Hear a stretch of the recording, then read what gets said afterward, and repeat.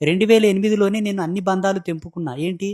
కాలం అనే ఈ సూత్రంలో ఉండేటటువంటి బంధాన్ని తెంపుకున్నాను. ఇప్పుడు చెప్పిన గదా! కాలం అనే యోనిలోగులు పోతారని అది తెంపుకున్నా. తల్లిదండ్రులు ఇచ్చిన పేగు బంధం తెంపుకున్నా. ఆ! సంసార బంధం తెంపుకున్నా. అన్ని విముక్తులనన్నిటిని తెంపేసుకున్నా. నేనే గట్టిగా తెగకపోతే కత్తితోన కోసి మరి తెంపుకున్నా. అయిపోయినాయి. ఇవి తెగిన తర్వాత నాకు రోషం, పౌరుషం అవెల్లా ఏమి ఉండవు. ఒకవేళ ఉండవలసిన సందర్భం ఏదైనా ఉంటే, కోపం అనేది ఏదైనా వస్తే అది మహాకాళి ప్రేరేపకంగా వస్తుంది. కాళికి కూడా కోపం ఎందుకొచ్చింది? ఎందుకొచ్చింది? ఎవరినో నరకనీకి వచ్చింది. నేను ఎవరిని నరకను. అన్యాయాన్ని నరకనీకి వస్తుంది. అధర్మాన్ని నరకడానికి నాకు కోపం వస్తుంది అంతే. ఇంకా వేరే సందర్భంలో నాకు రాదు. నేను తెచ్చుకోను కూడా.